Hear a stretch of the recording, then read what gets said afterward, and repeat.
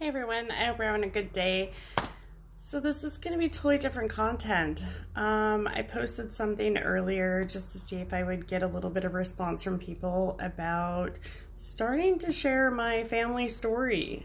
I don't come from just a dysfunctional family. My true blood relatives, my mother, my father, my brothers, and then certain other relatives, aunts, uncles, things like that, are sociopaths. That's what they are. I managed to escape, and my life has been absolutely chaotic ever since I can remember. As an adult, I've tried to escape it as much as I possibly can. Unfortunately, they've always been at my heels, trying to suck me back in one way or another, or try to hurt me for trying to be different and not pass on that dysfunction to my children. But I'm just going to start a little mini series on what it was like to grow up and kind of give a little background of my parents and kind of go from there and see what kind of blossoms out of this. My aunt, my mom's only living blood relative, she's a half sister to my mother, and I were having a discussion yesterday, and she said, you should write a book because it's so interesting and sad and funny and scary and just they're stories that nobody believes because they're so outrageous. I don't remember it all. Sometimes it comes back to me in little pieces, and it's my aunt reminded me of something yesterday that I didn't even remember. So there's a lot to it, but I'm just going to dive right in, and I'm going to try to keep them as short as I can, but I'm going to be putting out kind of a series of this stuff and see where it goes. I was born in 1975, but my parents, my mom was born in 1952 and my dad was born in 1954. They were both born in California. My father was born to a very poor family that originated out of Missouri. My mom was born to a family that originated out of Canada and France, but eventually settled into Washington State. But both my parents were born in California.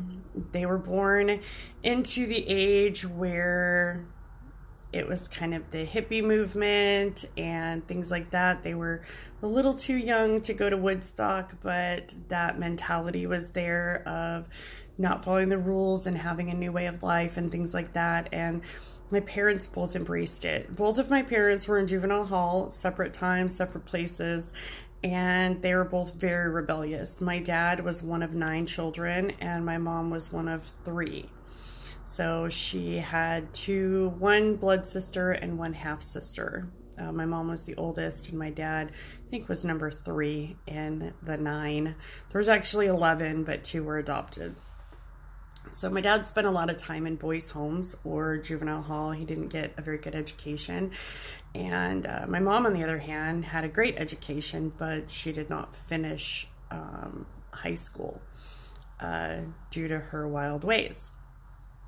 So my parents met hitchhiking. My mother and her friend ended up picking my dad and his brother up in California, and everything kind of blossomed from there.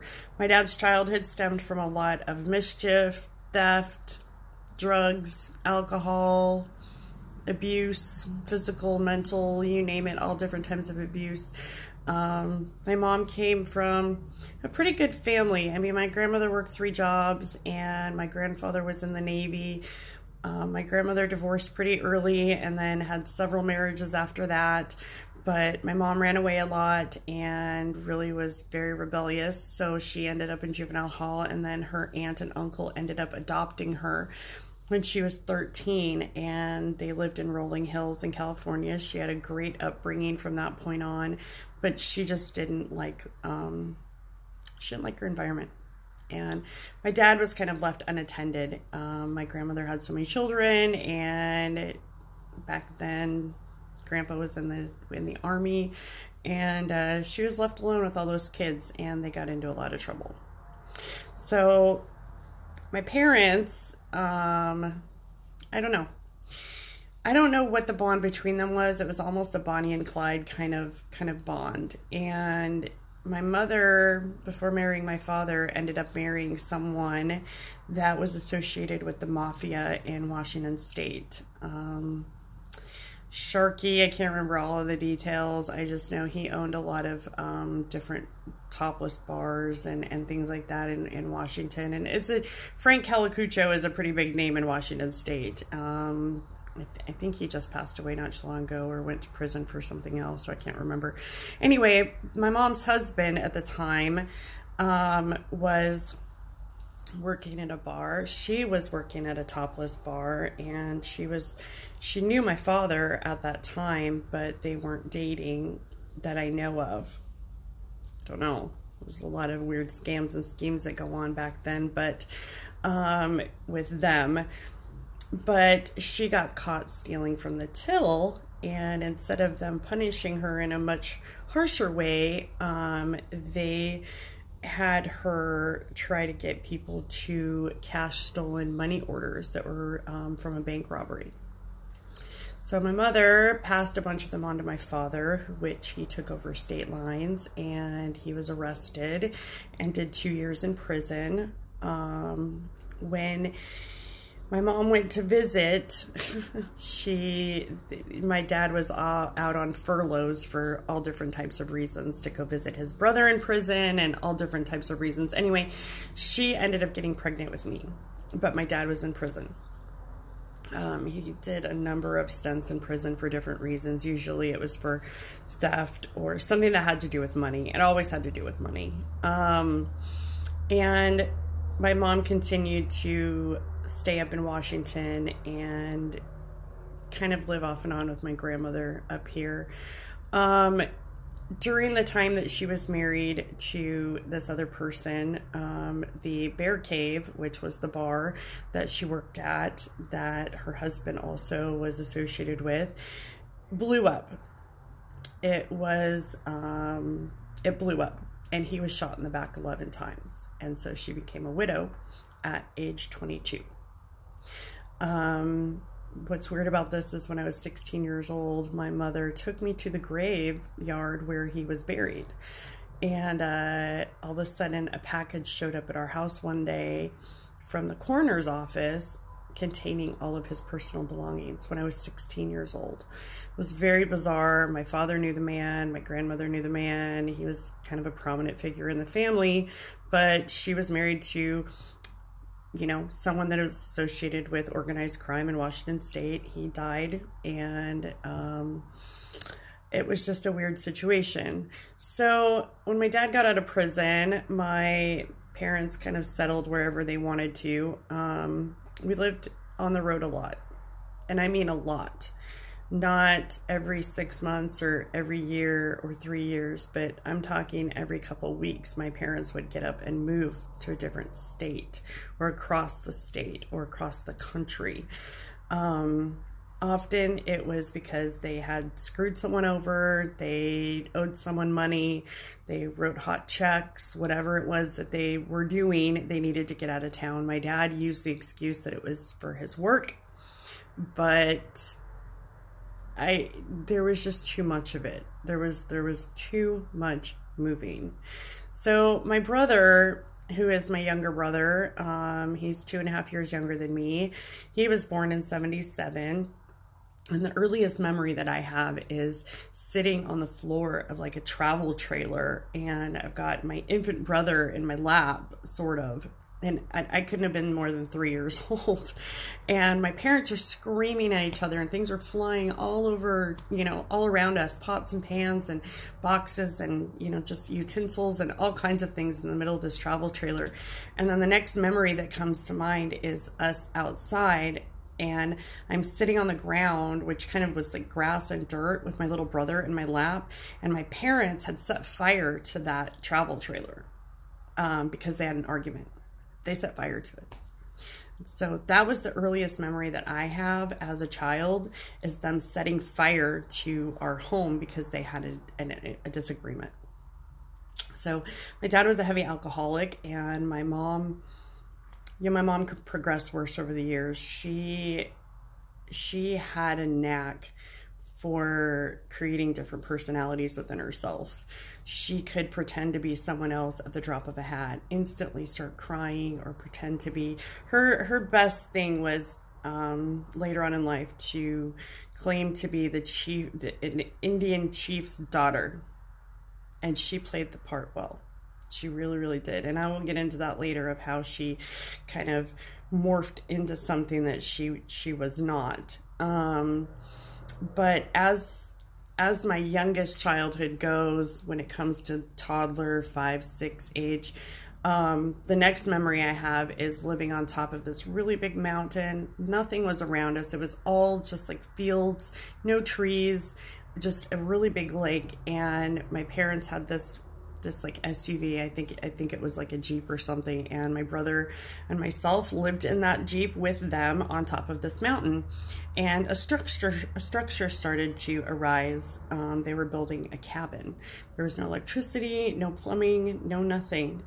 And then they got a tent, and we lived in the tent for a while.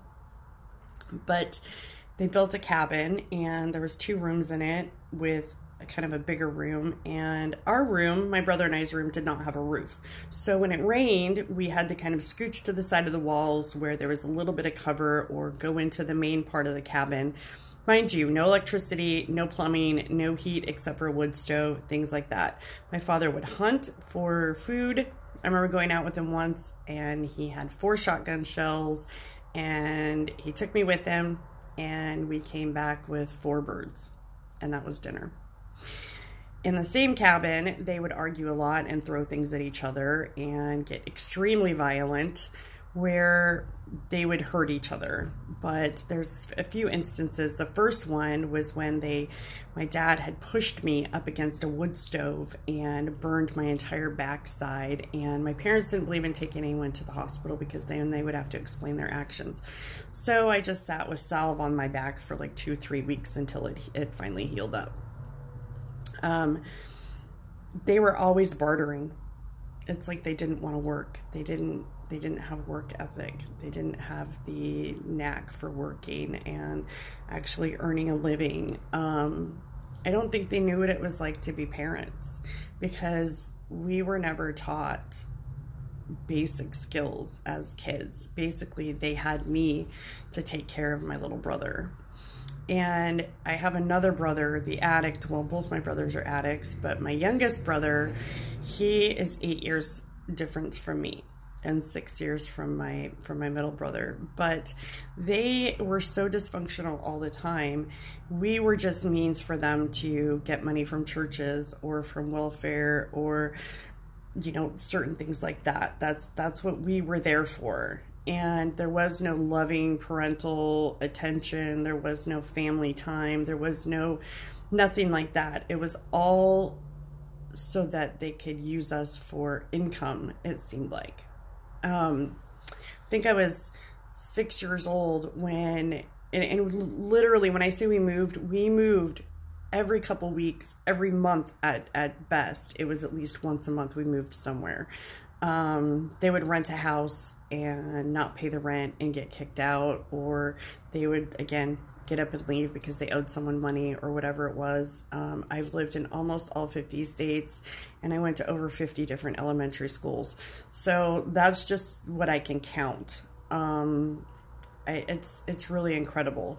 But when I was 6 years old, I remember I think we lived in Washington, and the police came knocking at the door for my dad. And he took a can of gasoline and he dumped it all over the front of the house. And it didn't really get on the house, but it got on the lawn, and he caught it on fire, thinking that if he caught the lawn on fire, they couldn't come to get him. And so basically they just called the fire department and put it out, and ended up arresting him anyway, and he spent another year in jail. But those were the type of antics that would happen, and I can't tell you how many restraining orders they had against each other all the time. It was constant, and they would have an argument. My mom would get a restraining order against my dad. He'd go to jail for so many days or whatever it was, and then he'd get out, and she would sneak him right back into the house. My grandmother spent tons and tons of money buying my mother cars, getting her houses and apartments and things like that. And as soon as my dad got out of jail, my mom would be right back with him. And that's just the type of thing that they did. From the time that I can remember as a little girl, they used us for everything they possibly can. I think I was 8 years old when we up and moved from Montana to go to Florida. We had this big, beautiful mansion. It was the biggest house I'd ever lived in. It had a guest house. It was beautiful. And on my 8th birthday, I was 8 years old. On my 8th birthday, my parents said, we're leaving. And they just, we didn't even take anything with us. They left everything there. They said, we're going to Florida. And they packed my brothers and I in the car. My little brother was born at that point, but they packed us in the car, and they didn't take anything with except for a couple of pillows and blankets, and off we went. We left everything there. But the car broke down, and we stayed in that rest area, I think, for 2 weeks before they figured out what to do. But their little deal was to give me a little piece of paper sign and have me hold it or tape it to my shirt, and do the same thing to my middle brother, and have me go in the ladies' restroom and my brother go into the men's restroom. And the sign would say, broken down, please, need money to feed family, while they took naps in the car. That was their little thing, was to use us as ways to support themselves. And so we grew up basically panhandling in restrooms at rest areas. So often, I mean, we would live in tents, trailers, apartments, townhomes, houses on big pieces of land. I don't know how they acquired these properties, because they didn't have any money, and neither one of my parents graduated school. Neither one of them had a college education. All they did was kind of go from state to state to collect welfare and food stamps. They would give my brother and I each $1 food stamp and have us go into the convenience store to buy $1 piece or a penny piece of candy to get the 99-cent change for their alcohol and their cigarettes. Now, my mom wasn't really an alcoholic. She didn't drink very much, but my dad did. I remember, I don't know how old I was, but I remember walking into a living room where we were living once, and seeing all of these drugs on a table, and my dad had a scale, and my uncle was there, and they just sat there while I sat and watched them. They didn't have any care for what really was, you know, what having children really meant. And it was really kind of scary. I think I was about 10 or 11 when I started to realize that this was wrong. I didn't start school until I was 8 years old when we lived in Montana. That was the first time I went to school. My parents only took me to the dentist one time, and that was in Montana. I had a severe accident when I was 9 years old. I ended up cutting my finger off in a car door. And my mom did take me to the hospital, and I did have surgery. But normally they wouldn't take us to the doctor or the dentist or anything like that. I don't even know if I had vaccinations. I know I've had them now, but I don't know as a child. You know, I think we were in Florida when my dad pushed me up against a cooler in a van that we were living in, and it had a knife sticking out of it. And I have a pretty good scar on my shoulder back here where the knife went into my shoulder, and he stopped at a fire station to get a Band-Aid, just to put a Band-Aid over it, and it took forever to heal. But that was just kind of their thing, was to use us as bait, really, or as means to get money, or, you know, back then they didn't really talk state to state.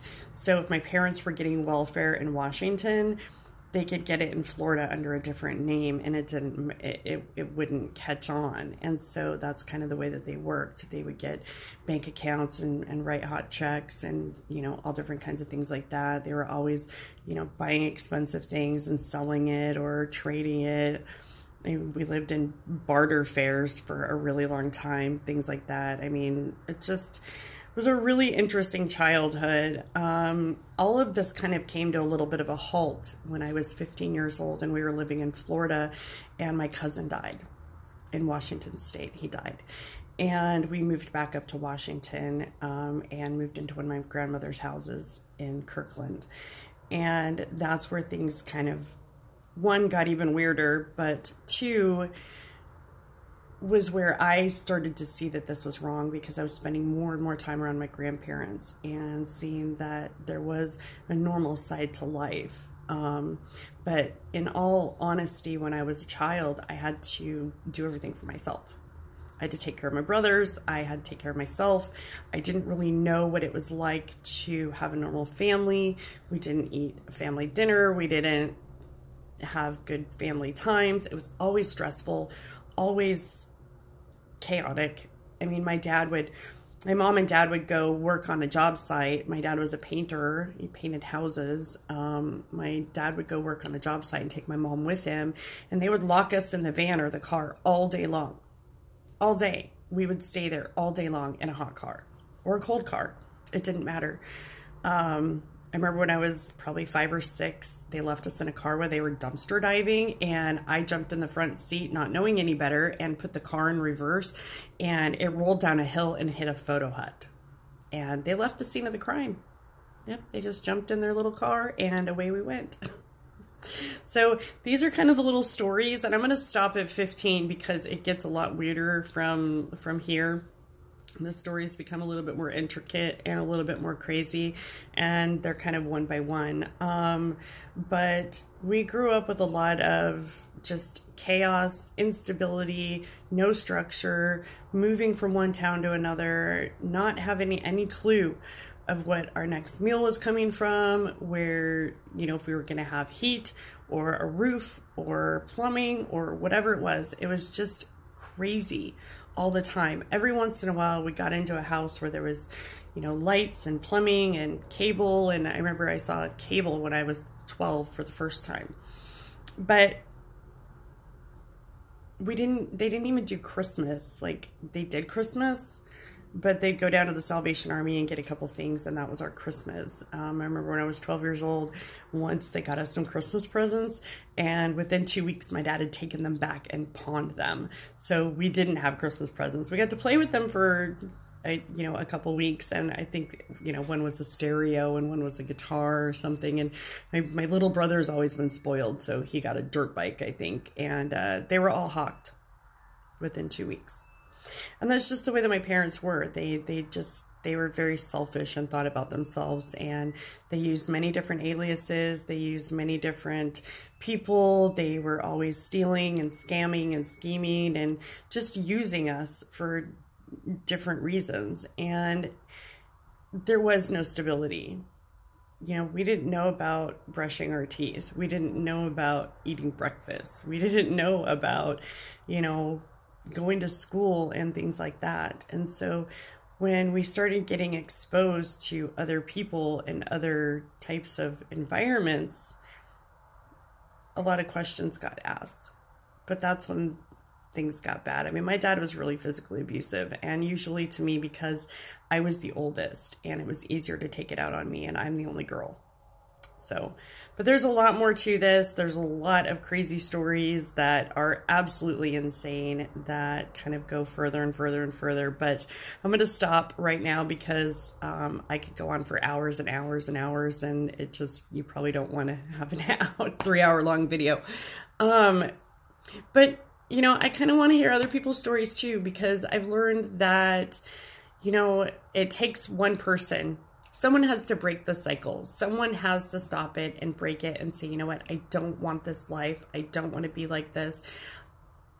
I can't let this keep going. I didn't want to pass it down to my kids. And it was really hard. It was super duper hard, especially when they shame you for being different. So I want to hear from everybody. Share your stories with me. I know that a lot of people tuck it away and don't want to talk about it because it's embarrassing and all different kinds of things like that. But you know what? It needs to be talked about, and it feels good to talk about it because it kind of makes you feel like you're not alone. There are some really crazy parents out there, and there's crazy parents now. But back then, when there wasn't a lot of authority going on and parents could kind of do whatever they wanted with their kids, it got nuts. And my parents are prime examples of why some people shouldn't have children. Now, I'm glad I'm here today, but that doesn't mean that they should have been able to have children. There are sociopathic ways flourished and blossomed as they got older. And that will come out in the stories that I will tell ahead of this. They're nuts. My mom's gone now, and bless her soul, but this is going to sound horribly wrong, but I'm kind of glad she's gone because of the pain that she created with everyone. The triangulation, all of the drama. It's just, I'm just glad it's gone. And I loved her, but she didn't treat me like a child. She didn't treat me like like she loved her child. That's not what I was there for. So anyway, I hope you guys share your stories with me, or at least can relate a little bit. If you can't relate, I hope this gives you kind of an insight into, what things are like for other people. And, I wish I would have had a normal family at some point, but I have one now. And I'm kind of glad certain things happened as a kid, because it taught me how to be adaptable, and it taught me how to see different points of view. It really did. It taught me strength, and it may not have been good when I was a kid, but as an adult, I learned how to make my own way and not rely on them. So it was a good thing in some ways. But anyway, I hope you guys enjoy these, and I'm sure there's some of it's going to make you guys cry, and that's okay, because I've done lots of that. But I will see you guys in the next one.